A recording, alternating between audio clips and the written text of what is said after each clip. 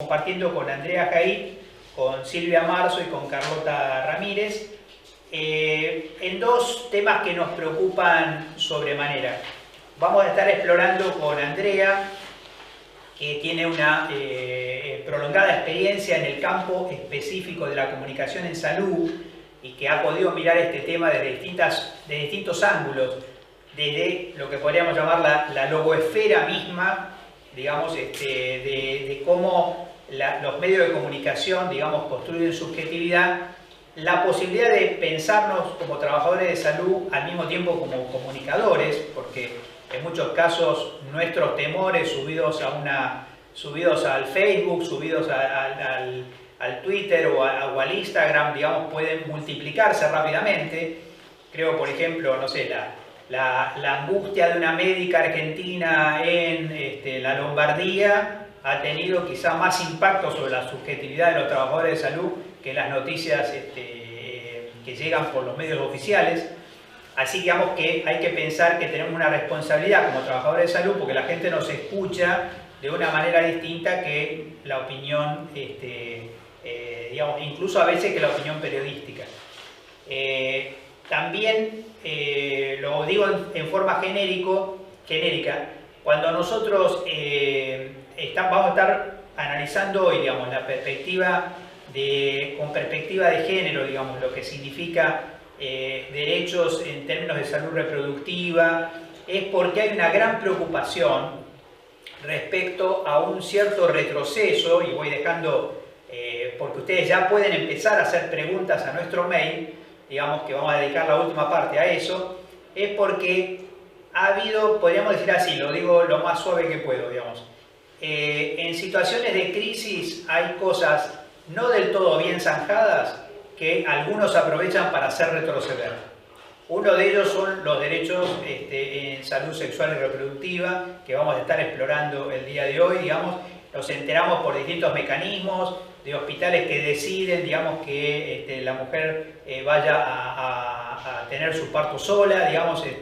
elementos de violencia obstétrica justificados por el coronavirus, digamos. Creemos que no se trata, digamos, de un celo por el coronavirus, sino también de que algunos ven la oportunidad de retroceder, digamos, en términos de derechos que a lo largo del tiempo, digamos, costó mucho instalar. Así que estos dos temas probablemente de cómo funciona el resto de los servicios de salud, el coronavirus no puede tapar el resto de la problemática de salud y justamente uno de los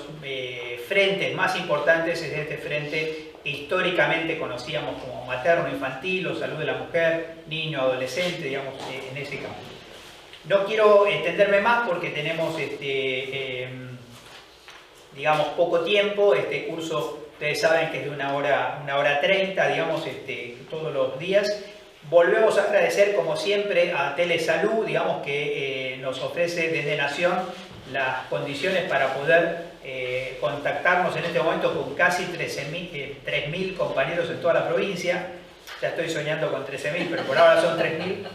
Y voy directamente a pedirle a Andrea, digamos, que nos ayude un poco a ver desde la perspectiva de la comunicación social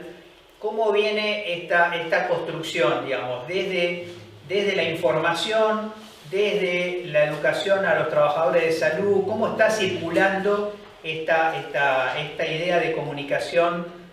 y si la comunicación está, digamos, produciendo salud o produciendo lo contrario o las dos cosas según cómo está circulando. Bueno, hola Mario, compañeras, un gusto estar nuevamente acá compartiendo este desafío de pensar en el medio del ojo de la tormenta, ¿no? Porque en general las ciencias sociales cuentan con un tiempo para poder analizar los fenómenos que suceden en un cuerpo social. En este caso nosotros tenemos estas circunstancias específicas que es que en el medio de esta contingencia estamos viendo lo que nos sucede, ¿no? Y además hay otra particularidad, según mi modo de ver, que tiene que ver con, estamos analizando un fenómeno que no solamente tiene un impacto específico en la salud individual y en la salud colectiva, sino también en la vida misma, porque esta pandemia está cambiando, está modificando nuestras prácticas, nuestras maneras de relacionarnos con los demás, el modo de trabajo, el modo de aprender y de enseñar, las concepciones sobre enfermedad, sobre el dolor, sobre el amor, sobre los vínculos. Entonces esto de alguna manera produce un impacto muy profundo. Bajo esas coordenadas yo considero que el Estado, las entidades gubernamentales están haciendo mucho en términos de comunicación. Si uno recorre, digamos, las diferentes piezas gráficas, radiales, televisivas, la web, las redes sociales, lo que puede comprobar es que hay una gran presencia del Estado nacional, del Estado provincial y de la provincia de Buenos Aires, me refiero también de otras, de las jurisdicciones. Hay como una gran preocupación por explicarle a la ciudadanía aspectos que son nodales, que tienen que ver con qué es lo que está ocurriendo y por qué está ocurriendo, de dar un marco epidemiológico a este escenario, de transmitir claramente cuántas son las personas afectadas, cuántas son las personas recuperadas, los fallecidos. Digo, hay mucha información que está circulando, también sobre cada una de las decisiones del Estado, que se toman desde el Estado en pos de la protección de la ciudadanía. También circula muchísimo y creo que se ha democratizado mucho el acceso a la información sobre lo que tenemos que hacer los ciudadanos y ciudadanas para cuidarnos, nosotros, nuestras familias, nuestras comunidades. Creo que uno no podría cuestionar el nivel de trabajo, el nivel de importancia adjudicada, hecha acto, respecto de la comunicación. Ahora bien, los medios de comunicación, en una época en donde nosotros no tenemos experiencia directa del mundo, toda la experiencia que tenemos en esta aldea global es una experiencia mediada. Yo sé lo que sucede con la pandemia, la magnitud que está teniendo, conozco las recomendaciones oficiales siempre a través de ese mundo mediado. Y en ese sentido los medios, digamos, uno podría decir, ayudan, contribuyen en gran medida a socializar esas pautas de cuidado, pero también a veces obstaculizan que eso se pueda efectivizar plenamente por parte de cada uno de nosotros, ¿no? ¿Por qué digo esto? Creo que hay un factor, primero porque los medios son actores sociales, no son medios solamente, no son canales, son actores políticos y cada medio tiene una línea editorial y tiene un posicionamiento político respecto de una cuestión y respecto de quienes ocupan las posiciones en el gobierno, ¿verdad? Pero además de esto, y para no tener siempre una permanente mirada conspirativa, hay un factor que uno debe considerar respecto del funcionamiento mediático que tiene que ver con los criterios de noticiabilidad. ¿Qué es esto de los criterios de noticiabilidad? Son como grandes pautas que de algún modo ordenan, construyen una divisoria de aguas acerca de lo que puede formar parte de la rutina periodística y de la rutina mediática, lo que merece entrar en la agenda y lo que no tiene valor. Y lo que sucede con esta pandemia es que es como el sumum de los criterios de noticiabilidad, como que reúne todo, por empezar reúne esto de el ritmo de expansión de la pandemia con sus acelerados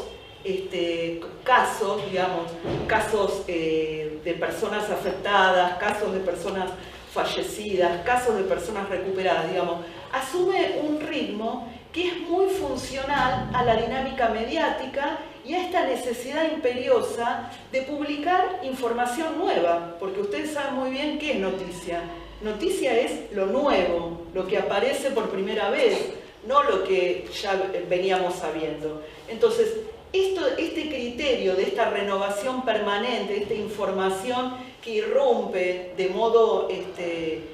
novedoso, junto con una problemática que, digamos, que adopta una escala global, que tiene realmente visos de gran severidad, que también a veces puede enfocarse bajo la lógica de dramas, los dramas humanos, que realmente los hay, no quiero decir que no sucedan, digamos, reúne una serie de ingredientes que hacen que cuando uno llega a la casa o cuando uno recorre, navega por internet, se da cuenta que todo es COVID. No quiero decir que esto no sea una circunstancia inusual en nuestras vidas, que ha irrumpido de modo brutal. Pero digo, hay una permanente,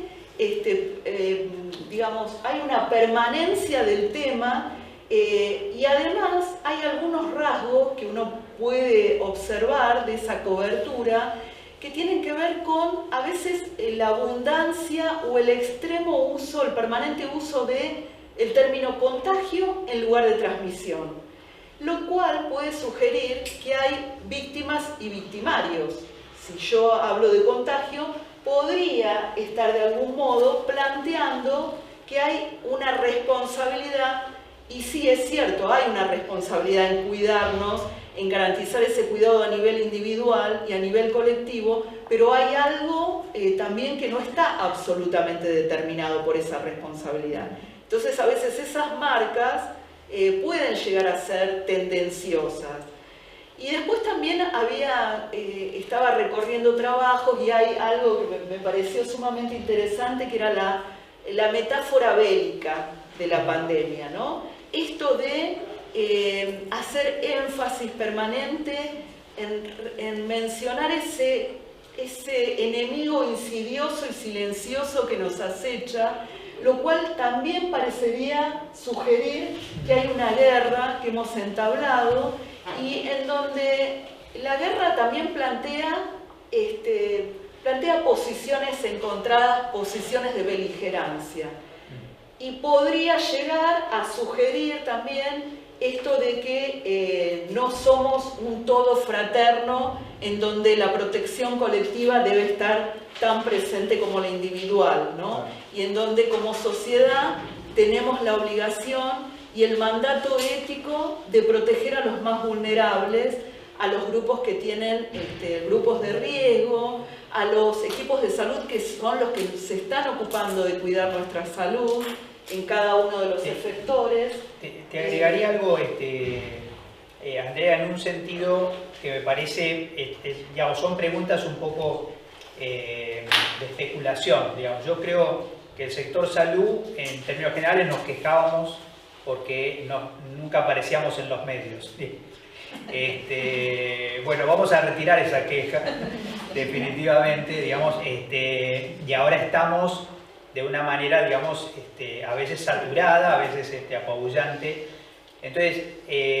hay dos, por un lado, digamos, yo creo que también está, que cuando uno escucha comunicadores sociales que no son, digamos, que usan su propio estilo de comunicación para comunicar estas cosas, a veces lo hacen de una forma que uno no le gusta verse espejado ahí, pero en términos generales lo que podríamos decir es que si los medios no hubieran existido, difícilmente el acatamiento social, digamos, a las medidas de gobierno también hubieran podido llegar, incluso por lo que vos decías. O sea, yo me asusto por lo que pasa en Italia, en España o en Estados Unidos, porque los medios, no estoy allá, estoy acá. Ahora, la pregunta que es un poco especulativa, digamos, y es casi como preguntarte tu opinión es, uno ya puede entrever que va a haber un punto de saturación. Ya se está recomendando que en cuarentena, digamos, uno se informe sobre estas cosas, digamos, un tiempo breve y que dedique una buena parte de su energía, digamos, a la vida cotidiana. ¿De qué manera, así como se piensa cómo salimos de la cuarentena en términos económicos, quizá la pregunta es cómo salimos de la omnipresencia en los medios sin dejar de informar, digamos, hacia adelante? Yo creo que en ese sentido hay bastantes recomendaciones circulando porque esta lógica del apocalipsis deja poco lugar, podría dejar poco lugar para el cuidado, ¿no? Porque ¿qué es lo que plantea el apocalipsis? Nadie sale vivo de un apocalipsis, ¿no? O sería incierto el destino de todos los que estemos expuestos a y generaría, y creo que puede generar una gran psicosis colectiva. Digo, ¿cómo cuidarse en esa atmósfera tan hostil y tan difícil de habitar? Entiendo que una de las recomendaciones es esto de poder ponerle un coto, digamos, de poder limitar esta exposición mediática, porque de algún modo, digamos, poder rescatar otros espacios de la vida cotidiana en este confinamiento obligatorio, juega a favor de los aspectos protectores más preventivos de nuestra salud integral, ¿no? Claro, claro. Digo, ¿cuánto sirve en términos de salud, de cuidado de la salud, estar permanentemente expectando imágenes de ataúdes, imágenes que están acompañadas de una música sepulcral, sería, no me sale, sepulcral, elegí una palabra bastante compleja. Digo, ¿cuánto sirve esto? Yo no entiendo que la percepción de riesgo hay que subirla, por decirlo coloquialmente. Esto es un riesgo real y es una cuestión seria. Debemos cuidarnos y no debemos, digamos, abandonar esa esfera. Pero entiendo que uno lo tiene que modular en su vida cotidiana para no generar mayores daños a nivel de la subjetividad, porque eso, digamos, de ningún modo facilita el cuidado de la salud. Claro. Entiendo que es eso, ¿no? Claro. Bueno, muchísimas gracias, Andrea. Me gusta mucho esto que mencionás. El propio sector salud tiene una organización, digamos, si se quiere, de pensamiento militar. Recuerden que lo que para nosotros es del sentido común, como son los niveles de prevención de Lebel y Clark, digamos, fueron pensados por médicos militares. Lebel y Clark salían de la Segunda Guerra Mundial cuando nos regalaron esa estructura de lucha de trincheras contra la enfermedad. Yo lo que quisiera es agregar algo más. En este marco, en donde, digamos, uno está viviendo este escenario de tanto nivel de incertidumbre y de angustia, me parece que los equipos de salud tienen un gran aporte en términos comunicacionales, que es poder contribuir a situar este riesgo inminente que estamos viviendo, poniendo la información en un contexto y, digamos, resignificando por qué se recomienda lo que se recomienda,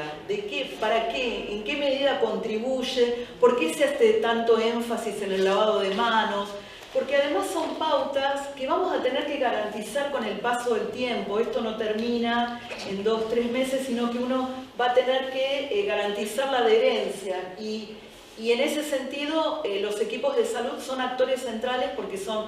sumamente valorados por la población y porque es nuestro trabajo también. Totalmente. Garantizar la adherencia a las pautas de cuidado de la salud. Totalmente.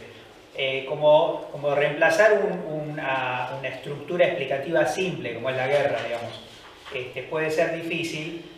por lo menos a nivel especulativo. Me gusta, le da hasta un sentido más terapéutico, hasta un sentido más, digamos, ecológico, usar justamente las metáforas ecológicas, digamos, porque en realidad no son metáforas, lo real, o sea, hay una fuerte posibilidad de que una vez más el modelo, la forma, digamos, de cómo hemos desarrollado el sistema económico en el mundo nos haya hecho empujar la frontera entre especies y eso ha generado el salto. Quiere decir que en parte es culpa nuestra también, en un sentido genérico, lo que está pasando. Y, digamos, y no sé si ustedes sienten lo mismo, pero por ahí, bueno, es una pregunta un poco colectiva, mientras seguimos esperando preguntas y volvemos después con Andrea y con todo el equipo aquí a contestar las preguntas de ustedes.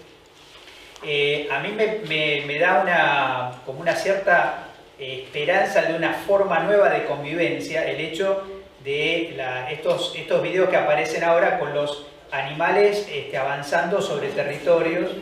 digamos, para decirlo gráficamente, digamos, los lobos marinos están tomando Mar del Plata, digamos, y la verdad es que habría que preguntarse si los queremos echar, digamos, o queremos que se queden, digamos. Entonces, estamos viendo, digamos, de repente, digamos, a los animales salir, digamos, de esa frontera imaginaria que habíamos generado antes, digamos, quizá sea el momento para un nuevo pacto, digamos, del ser humano con la naturaleza, que nos permita, digamos, minimizar el hecho de que a esta pandemia le siga otra, digamos. Para poder equilibrar el tiempo disponible, a preguntar un poco a Silvia Marzo. Ella está en la Dirección de Salud Perinatal. En realidad arrancamos un poquito ya presentando el marco que nos interesaba, que es, nosotros veníamos empujando los derechos en términos de salud sexual y reproductiva, no estábamos conformes con la línea de base, y sin embargo en algunos casos podría ser hasta incluso que estemos retrocediendo. Entonces, las preguntas que le comparto, y generalmente las comparto de a una, pero ahora para poder volver a ponerme el barbijo, las comparto las tres, digamos, sería ¿cómo empezamos y cuál es el estado actual, justamente cómo es este tema de la línea de base sobre la que estábamos? ¿Qué es lo que sabemos hasta ahora y cuáles serían las recomendaciones actuales en la organización de las consultas, digamos, de la atención obstétrica en general y de las consultas obstétricas esenciales en el marco de la COVID? Quiero solamente mencionar un detalle para que ustedes no tenemos datos argentinos todavía. En Gran Bretaña, que uno puede decir, entre otras cosas, uno de los países que mejores estadísticas tienen, están estudiando la sobremortalidad que ha ocurrido ahora en este periodo. El gran impacto es que la mitad de la sobremortalidad, es decir, casos que se están muriendo este año, que el año pasado, para la misma época del año, no se morían, solo la mitad es por el coronavirus, digamos. La otra mitad se está produciendo porque la gente ha dejado de demandar, porque ha dejado de controlarse, porque ha dejado de acceder a los servicios esenciales, digamos, y porque el mismo equipo de salud a veces se repliega, digamos, sobre la atención exclusivamente de esta enfermedad. De toda esa problemática, digamos, impostergable, quizá desde mi punto de vista la salud sexual y reproductiva sea exactamente el lugar donde queda más claro que no podemos retroceder en la accesibilidad y la cobertura de los servicios de salud. ¿Algo de esto, Silvia, te parece que está pasando? Sí, totalmente. Retomando lo que contaba Andrea, la embarazada está inserta en este escenario, la persona gestante inserta en este escenario de incertidumbre. Un poquitito más fuerte, me parece, para... de incertidumbre, de dudas que habitualmente suceden en este momento de la vida y les está tocando transitar esta situación en plena pandemia. En función de esto, nosotros el conocimiento disponible del impacto de la pandemia o del COVID en personas gestantes y sus recién nacidos es limitado, pero es suficiente, si bien es limitado, es suficiente para poder tener presentes riesgos y beneficios que pueden ser recomendados y acompañar a la persona gestante en función de esto. No todo es terrible, no todo es gravísimo. Fundamentalmente, insertar a la embarazada o la persona gestante en este contexto es, o sacarla, mejor dicho, de esa inserción en función de los miedos, en función del temor, en función del acompañamiento y en función también, como decía Mario, del respeto de los derechos. En este sentido, conociendo beneficios y conociendo situaciones riesgosas que debemos evitar y que tenemos claros y que van cambiando, ya fueron cambiando algunas recomendaciones que comenzaron siendo más restrictivas y que a partir de evidencias que van surgiendo podemos pensarlas desde otro lugar. esto nos lleva a fortalecer esta situación de pensar siempre en el derecho de la persona gestante, la explicación, compartir los conocimientos que tenemos hasta el momento, tanto de los beneficios como de las conductas que pueden ser perjudiciales o beneficiosas, y compartir con la persona gestante y su familia o con quien ella lo desee decisiones a tomar, compartir decisiones. Cada caso va a ser considerado en forma individual porque los escenarios son muy diversos y también estamos haciendo el camino en función de los escenarios y en función del tránsito de la pandemia, pero desde este lugar garantizar fundamentalmente los derechos que vinimos trabajando y que no estaban totalmente fortalecidos y que estamos permanentemente intentando fortalecerlos, fundamentalmente en función del parto respetado, del acompañamiento de la paciente y también, como decía Mario, estas situaciones complicadas, desconocidas, preocupantes, amenazan contra algunas prácticas, claramente, porque si bien tenemos que reducir el número de personas que estamos compartiendo espacios, tenemos que evitar las consultas en los servicios de salud, tenemos que estar protegidos, se crea todo un imaginario donde finalmente la persona que tiene más acceso a la salud es la que es portadora de síntomas compatibles con COVID, y en ellas incluyo a la persona gestante. Y todo el resto de las personas que deberían consultar por otras patologías o por otras dudas o dificultades, incluyendo la persona gestante, ve muy limitado el acceso a la salud, porque se están limitando consultas en los diferentes niveles de atención, y estamos trabajando fuertemente en este sentido, con recomendaciones no solamente acerca de qué hacer con una persona gestante expuesta o confirmada, qué hacer con su recién nacido, que les vamos a comentar, sino también cómo garantizar estas prestaciones o estos momentos de la asistencia del curso del embarazo que consideramos esenciales. Las gestantes están llegando ya al momento con menos controles de embarazo, con ecografías importantes, depende del momento de la gestación que curse en el contexto de la pandemia, y esto es un problema, porque es mucho más frecuente las complicaciones que empezamos a ver y que vamos a seguir viendo con respecto a embarazos inadecuadamente controlados. Nosotros estamos en íbamos por el camino de fortalecer, y a veces la OPS también estaba en pensamiento de aumentar los 5 controles mandatorios o considerados como adecuados del embarazo. En el momento que aparece el COVID nos dice, bueno, hagamos una reducción, no hagamos consultas innecesarias, y en esto todo, si uno no lo ordena de manera, con este razonamiento lógico y con este pensamiento que me suma mucho el pensamiento de Andrea de lo apocalíptico y de lo bélico, se nos complica. Entonces nuestro enfoque es fundamentalmente por supuesto, seguir las recomendaciones y seguir el conocimiento actual y el futuro acerca del impacto del COVID en la persona gestante y su recién nacido, pero hay algunas evidencias que son obviamente tomadas de las publicaciones de los países que han pasado por esto, de la serie de los gestantes y recién nacidos de China, de otros países del mundo, que sí nos permiten tomar conductas que no se desvinculan, que son protectoras en función del COVID y que no se desvinculan o que se acercan en función de la protección de los derechos.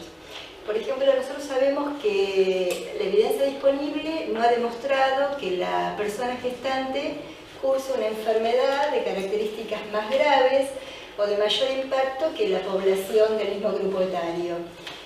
También de estas series estudiadas y publicadas de unas cortes de gestantes y niños, vimos que no hay evidencia de transmisión vertical al momento, ni tampoco de transmisión a través del pasaje por el canal de parto. No hay evidencia de transmisión del virus a través de la lactancia materna, de la leche materna. El contacto piel a piel tampoco parece ser una amenaza, y son todas conductas favorecedoras que dependen de dónde uno se pare y mire, y cómo mire al enemigo viral, se comporta con la persona gestante. En función de esto, las recomendaciones generales son la vía de parto. La vía de parto es un tema que especialmente Mario nos preocupa a todos, porque nosotros estamos atravesando desde hace un tiempo y en una escalada casi sin poder detenerla, de un ascenso de las cesáreas fuera de la indicación formal. La vía del parto en el contexto del COVID debe ser la que corresponda por la condición obstétrica. De ninguna manera nosotros consideramos que debe utilizarse el COVID para finalizar un embarazo con una operación cesárea si no es estrictamente indicada desde lo obstétrico. Al igual que la lactancia materna, con respecto a la lactancia materna está recomendada. Iniciamos las recomendaciones siempre sostuvimos que los beneficios de la lactancia materna son superiores a los riesgos en una enfermedad que no ha demostrado transmitirse a través de la leche materna. En este sentido, pasamos por recomendaciones que actualmente las fuimos, en realidad no sé si modificando, sino justamente compartiendo con las gestantes, con las familias, en función de que permitir o ofrecer a la gestante que pueda amamantar a su bebé en contacto directo, o sea, darle el pecho concretamente, bajo estrictas normas de seguridad y de higiene, como es el lavado de manos, la ropa limpia, la higiene de su cuerpo, la utilización de un barbijo quirúrgico, en todo momento que lo viste con ella, también la internación conjunta, incluyendo las mamás sospechosas o confirmadas de COVID, si la condición clínica de la mamá lo permite y ella puede estar internada en una habitación común, el aislamiento, que es general para el resto de las poblaciones, un aislamiento idealmente habitacional, con su bebé junto a ella, amamantarlo si ella lo desea, toda vez que la mamá tenga que retirarse el barbijo, alejar al bebé o llevarlo a la neonatología mientras la mamá está comiendo, por ejemplo, en algún momento que necesita quitarse el barbijo, pero no esto de la separación per se por definición, porque no hay evidencia para hacer recomendaciones tan estrictas. El contacto piel a piel, con respecto al momento de las consultas obstétricas y no obstétricas. En función de las consultas no obstétricas de una gestante, es importante la recepción en los diferentes niveles de atención donde ella consulte, que sea realizado un triage como en el resto de la población y que siga el camino que cada institución pudo determinar. Algunos será el mismo consultorio, el mismo camino que el consultorio febriles, otros harán circuitos separados, pero siempre bajo el cuidado. Te quería preguntar un poquito en esta parte, justamente porque una de las preocupaciones que hemos empezado a ver como consecuencia un poco de la reacción o a veces la sobrereacción de los servicios de salud es la reducción de consultorios y en algunos casos, cosa que venimos aquí peleando sistemáticamente, es que algunos municipios incluso han cerrado centros de salud, digamos, y trasladado el personal a los hospitales. Nosotros creemos que desde el punto de vista, digamos, del buen manejo de la salud de la población en este momento no necesitamos menos, sino necesitamos más atención primaria, incluso probablemente más que la línea de base que la que teníamos antes, porque quizá esta sea una oportunidad para definitivamente que todos los problemas de seguimiento, todos los problemas crónicos, todos los problemas que innecesariamente se atienden en los hospitales o se venían atendiendo, pudieran ser trabajados, digamos, en los centros de salud con esta nueva forma de organizar, digamos, los servicios de salud, que es casi dividir entre febriles y no febriles, digamos así. Así que en términos generales está claro que las embarazadas no son febriles, digamos, y esto resulta importante. Hasta hemos tenido compañeras diciéndonos, deberíamos fortalecer en las residencias de obstetricia, digamos, la obstetricia comunitaria, igual que tenemos enfermería comunitaria, etc. Y lo otro, dado que justamente lo comentaste, digamos, a todos los fines prácticos, digamos, en nuestra permanente lucha contra las cesáreas innecesarias, que también lo hemos estado comentando aquí, sobre todo en el curso de verano, la cesárea aumenta los riesgos en vez de reducirla, si acaso uno se quisiera proteger, digamos, del COVID, digamos. Hay más personal involucrado, hay más gente involucrada, más gente en quirófano, digamos,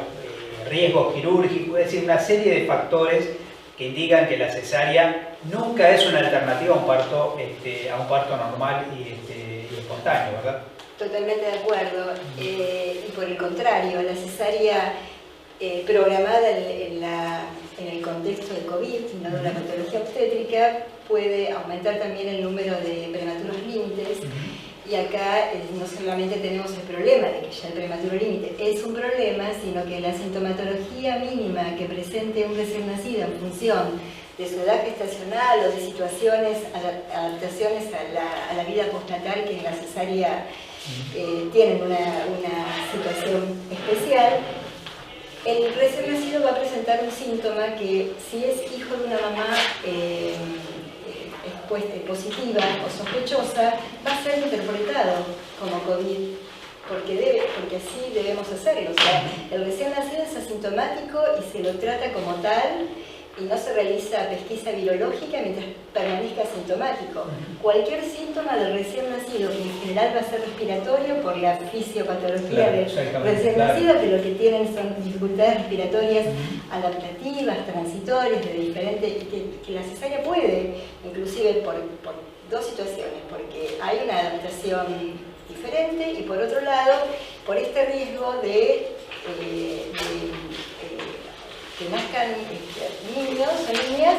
con una edad gestacional menor a la que deberían nacer. O sea que son, por donde lo miremos, es un riesgo agregado. El recién nacido, la mamá y su recién nacido pueden estar, como dijimos, en una internación conjunta. Si el recién nacido presenta síntomas, se lo trata como un COVID sospechoso,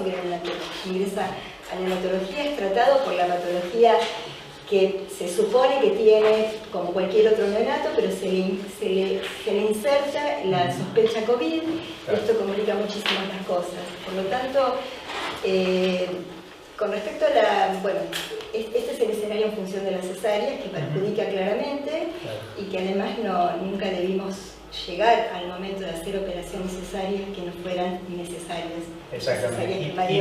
innecesarias. Y lo copiamos mucho porque es muy innecesarias. Bueno, yo creo que lo que nos va a agregar Carlota, digamos, me parece que es complementario este marco, y recordamos que tanto Andrea, Silvia y Carlota vamos a estar con ellas, digamos, dando respuesta a las preguntas que ya nos están llegando, digamos, al mail, que repito, digamos, curso de otoño, o el Toño como Antonio, curso de otoño, @gmail.com. Carlota, arranco por una anécdota, digamos. O sea, es que nos tocó, por una cuestión ya de edad, digamos, acompañar la crisis del 2001 en términos de impacto sanitario. Una de las cosas menos conocidas de la crisis del 2001-2002 es que aumentó la natalidad, digamos, aumentó y mucho. Hoy, en este momento, digamos, estos últimos años la natalidad venía bajando, y entonces hay algo que uno se puede preguntar también. Cuando se habló del baby boom en Estados Unidos, hubo en algunos lugares vinculación con un apagón muy prolongado, digamos. ¿Qué va a pasar con la cuarentena, digamos, en términos de digamos, cosas que uno se empieza a imaginar ya de arranque en la pregunta? O sea, sexualidad, protección de barrera, infecciones de transmisión sexual, digamos, y además el tema, por supuesto, el gran drama, digamos, de violencia que puede verse agravado en este contexto. Entonces, en cierta manera, digamos, el marco sería, y dejo las dos preguntas que teníamos, digamos, para compartir contigo, ¿cuáles son las recomendaciones de salud reproductiva en el marco del COVID-19, que yo además diría en el marco de cuarentena, digamos así, salud sexual y reproductiva en tiempos de cuarentena? ¿Y cuáles son los desafíos de la operacionalización de estas medidas, digamos, en términos de implementación, dispositivos de acceso a las prestaciones, etcétera, ¿no? Sí. Bueno, primero gracias por invitarnos a este conversatorio, que la verdad ya estoy disfrutando mucho de escuchar a las compañeras. Es muy complementario, con Silvia venimos trabajando mucho porque de alguna manera la población de mujeres en edad reproductiva compartimos los dos programas. Y esa pregunta también me la hizo un periodista, que me llamó preguntando si iba a haber un baby boom. Las recomendaciones básicamente tienen que ver con considerar que siguen un poco las recomendaciones de la OMS, de los colegios médicos, digamos, de los organismos internacionales, que son prestaciones esenciales, la de salud sexual y reproductiva, sobre todo lo que refiere al acceso a métodos anticonceptivos y la interrupción legal del embarazo,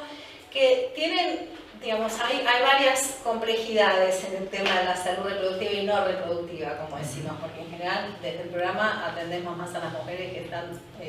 tomando decisiones para no concebir en un momento particular de la vida, quizás en otro momento tuvieron hijos o los tendrán más adelante, pero hoy deciden no procrear y en ese sentido se cuidan o por distintas situaciones tienen un embarazo no elegido, que es una sorpresa y si se enmarcan dentro de la norma solicitan la interrupción. Estas siempre han sido como prestaciones poco valoradas, como bueno, salud reproductiva, son para algunas mujeres o un tema en general que es de primer nivel de atención, no tienen como un estándar muy top en el sistema de salud. Y con el tema de la interrupción legal, históricamente ha sido un tema que, bueno, por las implicancias que tiene, éticas, morales, ideológicas, siempre estuvo, nosotros decimos, como clandestinizado, se garantizaba, pero de una manera no del todo, bueno, el médico que quiere. Entonces, a partir de que la provincia adhiere al protocolo nacional, cambia un poco el escenario y empezamos a trabajar en la legitimación de una práctica que es una práctica de salud y que está enmarcada en el marco jurídico nacional. Y viene COVID, con lo cual todo este escenario se complejiza más porque, como ustedes venían describiendo, la reorganización de los servicios, en esta reorganización el acceso a métodos y la interrupción legal del embarazo, que en general es una prestación del 80% en el mundo y en nuestro país es entre el 80 y el 85% de las interrupciones se realizan durante el primer trimestre. Las mujeres que no quieren continuar con un embarazo, inmediatamente que tienen un atraso con superior, enseguida consultan. En general a las 7-8 semanas consultan. Quienes demoran más en consultar son las adolescentes,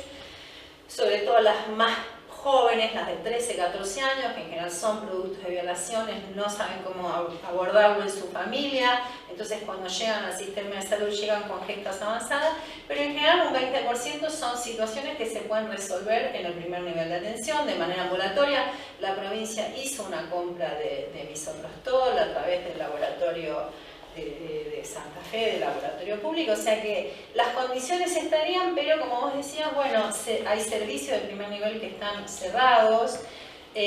nos pasa esto que son mujeres sanas, que no tienen una problemática de salud, que vienen con una necesidad que tiene que ver más con lo que los psicólogos decimos del orden del deseo, de un proyecto de vida que las afecta y que no es una prestación que se puede postergar como un PAP. Una mujer que llega con 8 semanas, lo que está pasando es que llega al sistema de salud,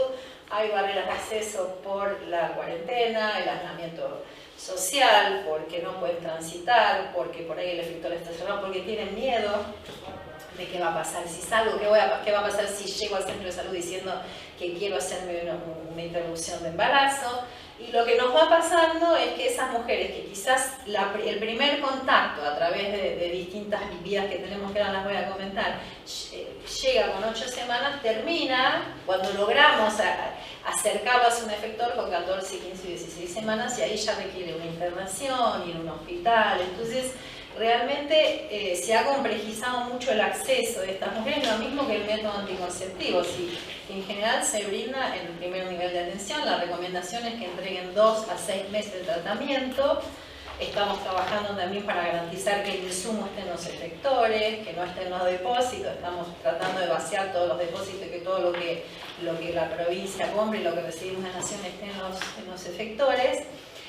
Pero esta reorganización, que además es permanente, porque día a día por ahí tenías el dispositivo, que había un efector que resolvía, y en este momento ese efector cerró porque tiene personal contagiado, cambiaron la guardia, reasignación del personal, cierre de servicios. Entonces las mujeres están teniendo más barreras para acceder. Nosotros generamos distintos mecanismos, además del 0800, que es el número de teléfono de Nación, que es un teléfono que las mujeres usan mucho. Nosotros, para dar una idea, en la provincia el año pasado nosotros hicimos un relevamiento que lo terminamos hace poquito. El año pasado, en el 2019,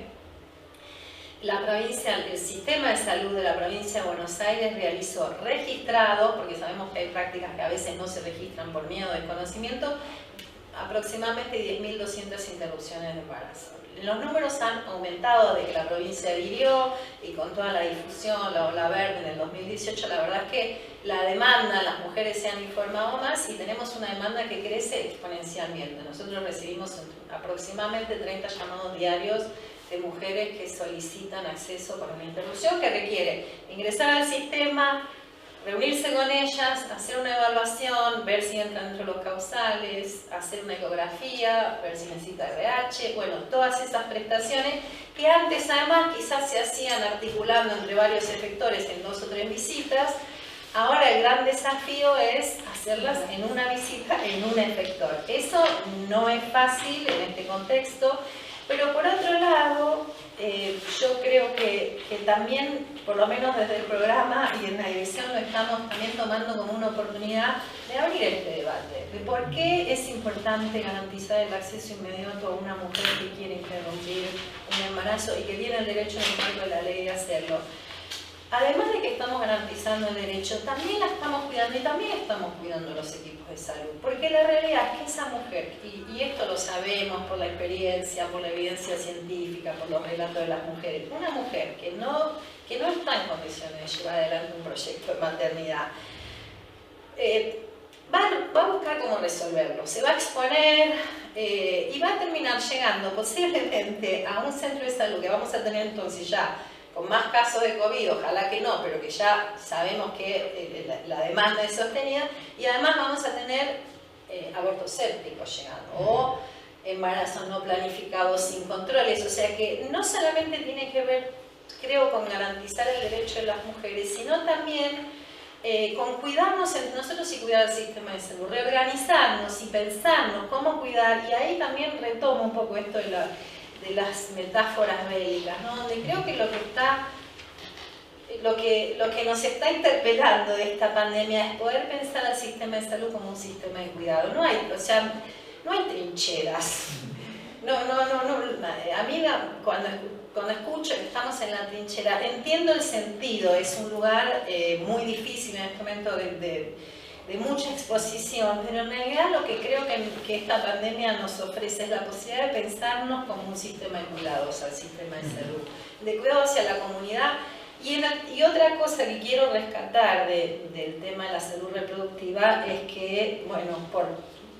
por la manera, por esta historia que decía recién de que ha sido un proceso de demanda de las mujeres organizadas, y que todo lo que sucedió en el 2018 con la discusión en el Congreso,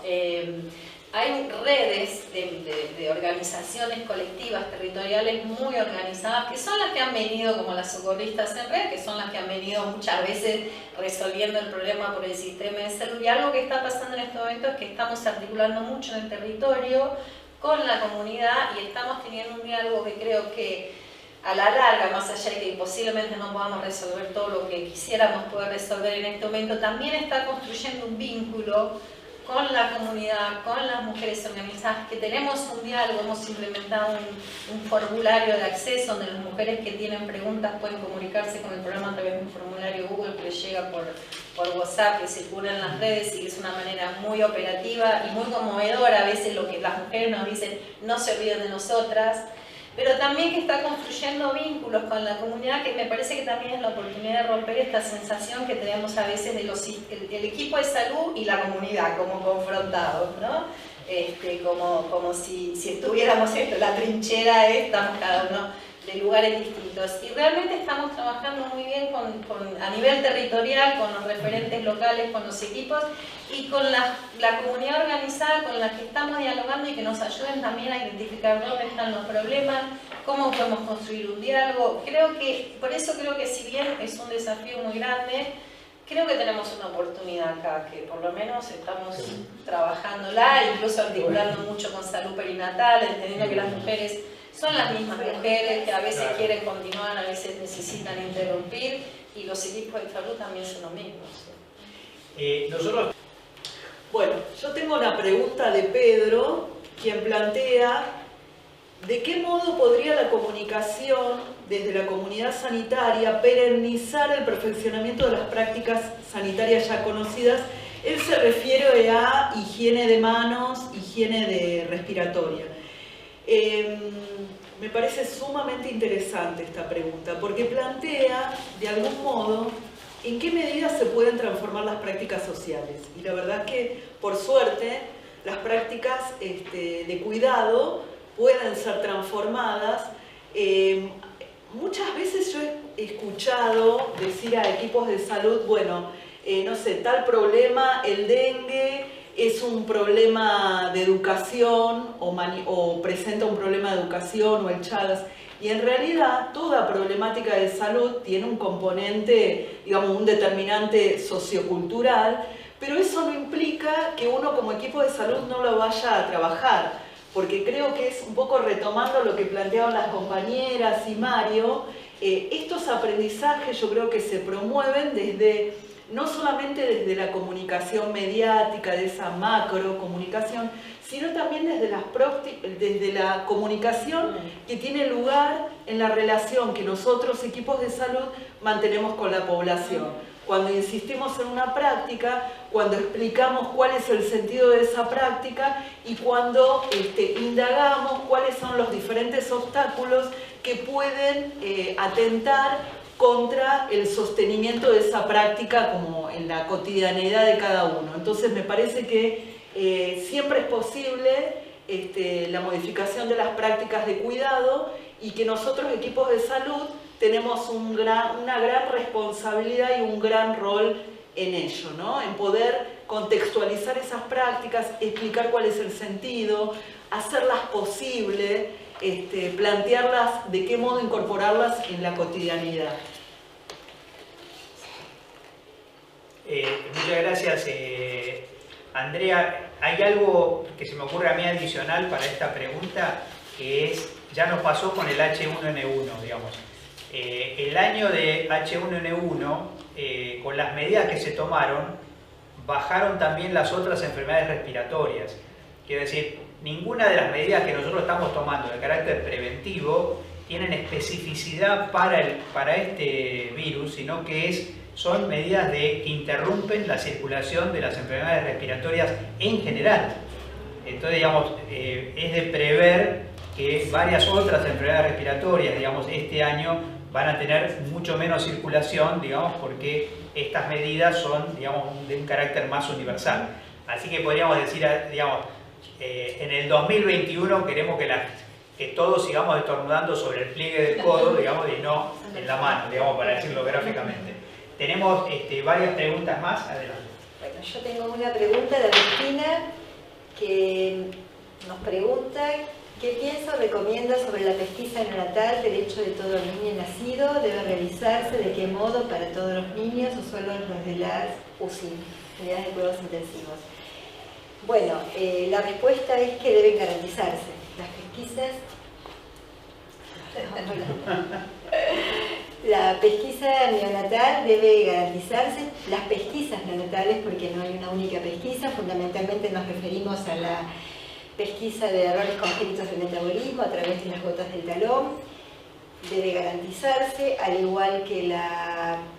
que las otoemisiones acústicas, que es un método de pesquisa auditivo para hipoacusia congénita, y las que fundamentalmente estas dos deben estar garantizadas, obviamente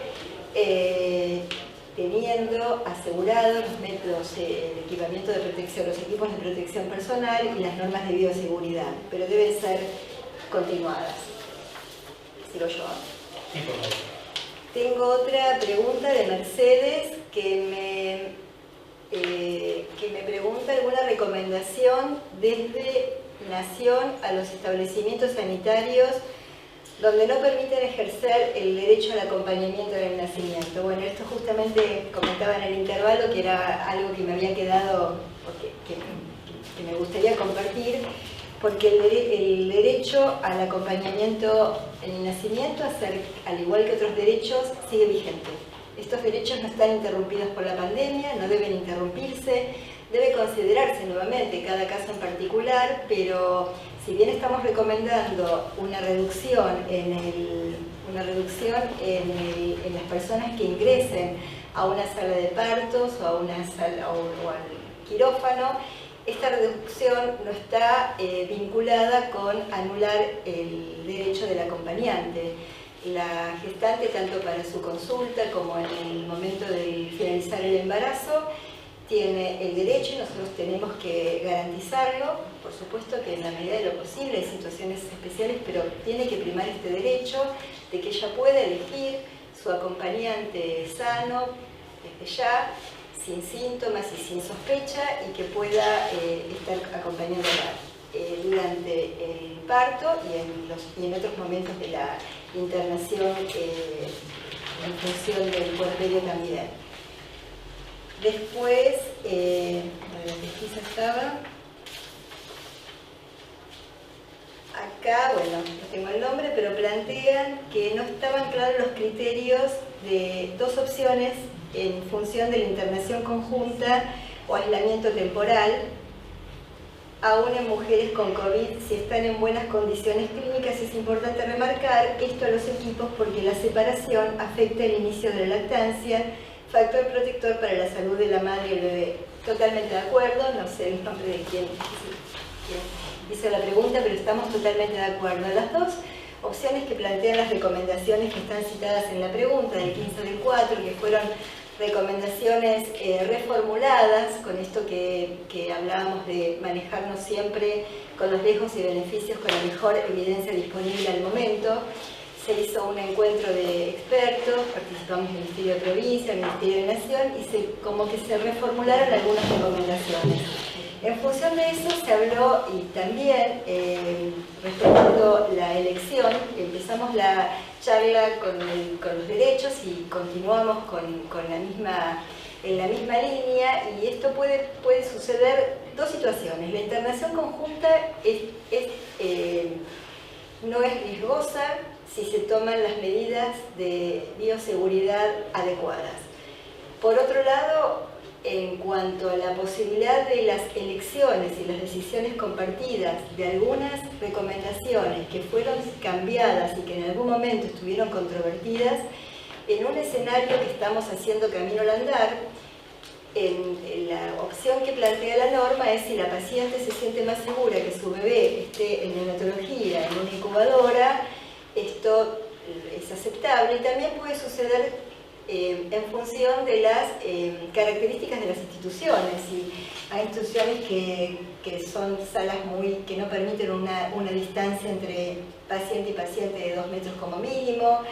En función de estas situaciones están planteados los dos escenarios en cuanto a la internación conjunta. Pero la internación conjunta, justamente por el vínculo, por el apego, por el contacto piel a piel, con bioseguridad, con higiene, están recomendadas. Así que la internación conjunta es nuestra primera recomendación, y esto va cambiando en función de la elección de la paciente. Después tengo otra. A ver, esta es la misma, y esta creo que las consultas que no En la introducción afirmó que la pandemia contribuía a incrementar la violencia obstétrica en nombre del COVID, bueno, un poco como empezamos, qué organismos podrían ser implementados para evitar esta vulneración de los derechos. Las mujeres sanas que van a parir en este contexto y frente al alejamiento de las consultantes que no acuden a las instituciones, las y los profesionales están acercando de modo remoto, telefónicamente, sí, es correcto. Todas estas, las recomendaciones acerca de evitar, obviamente, de trabajar acerca de la no violencia obstétrica es potestad de los ministerios, de las direcciones, de los servicios en particular y de la comunidad de reclamarla. En ese camino estamos alineados. Algunas situaciones van llegando, nosotros habilitamos algunos mecanismos para ir recibiendo y haciendo algún registro a pedido del ministerio y lo tomamos de la dirección, de aquellas consultas que llegan a la dirección o que llegan a través de otros medios acerca de rechazos o de limitaciones en el acceso a la salud de las personas gestantes y también de los controles de su recién nacido. No es el momento porque todavía no tenemos niñas ni niños en situación de control postnatal, pero puede suceder y estamos recogiendo estas inquietudes para poder trabajar con ellas y devolver. Hay muchas preguntas acerca, sobre todo volviendo al sector privado, en función del acompañamiento en el parto y en el proceso durante todo el proceso gestante. Y bueno, en esa línea estamos trabajando. Y con respecto a si estamos haciendo recomendaciones acerca de reorganizar los servicios, como decía Carlota, esto sí, tanto de salud sexual como de salud perinatal, hay recomendaciones, las últimas acerca de la reorganización de los servicios de atención obstétrica, que fue subida a la página hace 2 o 3 días. Está en la página del Ministerio, y esto es justamente esto, garantizar no necesariamente el número de controles, sino en momentos del embarazo en que son fundamentales para pesquisar o para realizar determinadas ecografías, determinados análisis de laboratorio, pruebas serológicas, y cuáles son aquellos que se pueden manejar a través de otro medio no presencial, que también estamos habilitando. Esto es muy difícil, la provincia es muy grande, los municipios son muchos y es muy difícil llegar a todos con la misma, es muy difícil y realmente no tiene lógica de llegar con una misma, ni siquiera directiva, con una misma propuesta, porque esto también nosotros es nuestra primera experiencia para los equipos de salud también, pero sí estamos proponiendo que cada situación se organice, fomentando fuertemente que conozcan las embarazadas, hagan un relevamiento, una búsqueda de las embarazadas de su radio, de su población correspondiente a ese centro de salud, se puedan contactar con ellas y así se empiecen a delimitar los controles que son sí o sí presenciales, que sean turnos protegidos. En realidad es lo que estábamos comentando, que no hay mucha gente en los centros de salud, están bastante por el momento vacíos, entonces en esa situación no vemos el riesgo adicional,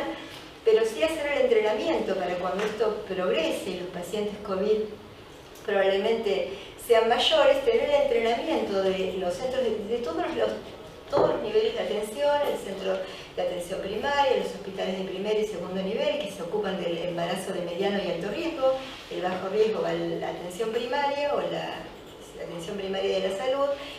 tener el entrenamiento de tener estos dispositivos y las comunidades vinculadas y evitar esto del abandono o la soledad, que para qué voy a llamar si no me va a responder, y no voy a ir por esto, que por ahí me enfermo de algo peor o me van a cerrar la puerta porque todo es COVID. Entonces, esos son los... Tendríamos entonces, me parece así en síntesis, digamos, estamos buscando flexibilizar todos los mecanismos, digamos, que sean de adecuación, pero, digamos, la utopía, digamos así, de retroceder cero en derechos, digamos, y en calidad de la prestación. En ese camino. Y quizá en ese punto también, yo por lo menos reforzaría, como está, a veces vienen los medios, digamos, que va a venir, hace también que la gente postergue consultas, para después, de un después que nadie sabe de qué después hablamos. En consecuencia, quiero señalar que la estrategia argentina para enfrentar la crisis es justamente cronificar, digamos. Entonces no nos pongamos en el lugar de esperar no sé qué cosa que va a venir después, sino que tomar la curva significa, literalmente hablando, estirarla. Esto significa que no podemos poner la vida entre paréntesis y los derechos entre paréntesis mientras la vida ocurre. ¿Tenemos alguna pregunta? Y además, bueno, había quedado pendiente un poquitito también este tema de la escena doméstica. Sí, y agradezco la pregunta, no tiene nombre, pero es una pregunta importante en este contexto, que es cómo una pregunta que no tiene nombre. Pero tiene respuesta. ¿Cómo se efectuó la entrega de misoprostol en la provincia? Porque en Chascomús no contamos con esa medicación en ningún caso. Esto es muy importante porque estamos haciendo un mapa permanente. Voy a explicar cómo distribuimos el misoprostol. Se distribuyó en función de los reportes que teníamos de prestaciones y se hizo un ajuste por población porque, bueno, para ajustar un poquito, para garantizar que entre 2 y 3 meses todas las regiones sanitarias tienen insumos a disposición.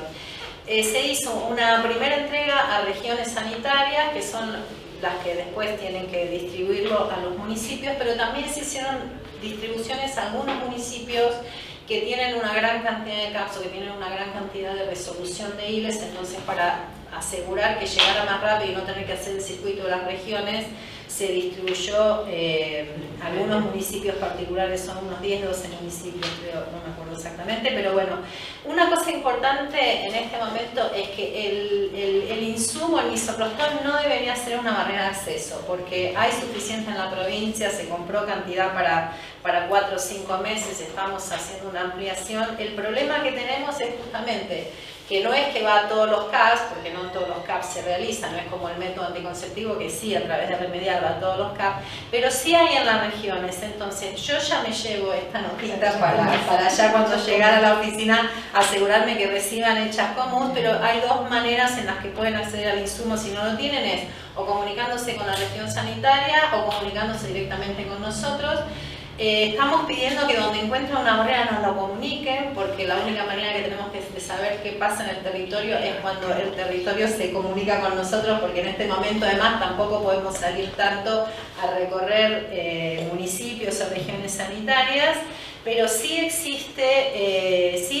digamos, hay una provisión importante de misoprostol en la provincia. Y una cosa que quiero aprovechar este tema para insistir, es como estamos sacando el closet a la práctica de interrupción legal del embarazo, sobre todo, uno de los problemas que tuvimos para esta primera compra que hizo la provincia es la falta de registros. Entonces, para hacer una compra y fundamentar el número, tuvimos que hacer hipótesis estadísticas, epidemiológicas, y lo que estamos trabajando fuerte justamente es en registrar la práctica como una práctica sanitaria que tiene un registro como toda práctica sanitaria, para poder empezar a establecer la tasa de uso que tenemos en la provincia, en las distintas regiones, en las distintas localidades, y poder ir ajustando las compras que vamos a hacer. Entonces esto es muy importante, pero Chascomús me llevo la demanda. Y una cosita más en relación al tema de la violencia, que es cierto, bueno, si vemos las noticias, aunque es una vez por día, vemos el aumento de femicidios. Nosotros lo que sí empezamos a visibilizar con más crudeza, diría, es el tema de los adolescentes, que son quienes llegan más tarde a la consulta porque tienen menos recursos por su momento de la vida, porque dependen más de los adultos, porque tienen miedo, y sí estamos trabajando muy fuerte en la articulación con otros sectores, sobre todo con justicia, con desarrollo, para garantizar que además que a veces son niñas, hemos recibido últimamente muchas situaciones de niñas de 13 años con embarazos en curso o que vienen por unir, y tratar de acompañar esos procesos a esas niñas que están en una situación muy frágil, en un contexto muy difícil, pero que los organismos, justamente los ministerios, estamos tratando de fortalecer esas articulaciones más que nunca, porque necesitamos acompañar sobre todo a las adolescentes y a las niñas que están enfrentando muchas veces en soledad una situación por este tema que planteaba Silvia, que se restringe el acceso a las personas. Entonces sí estamos pidiendo a los equipos que estén más atentos a estas situaciones para intervenir, no nosotros de salud, porque hay cosas que no podemos hacer, pero sí convocar a los organismos que tienen que involucrarse, sobre todo en lo que es el tema de adolescentes, que es uno de los grupos que está más expuesto en este momento y más dependiente de los adultos. Claro. Bueno,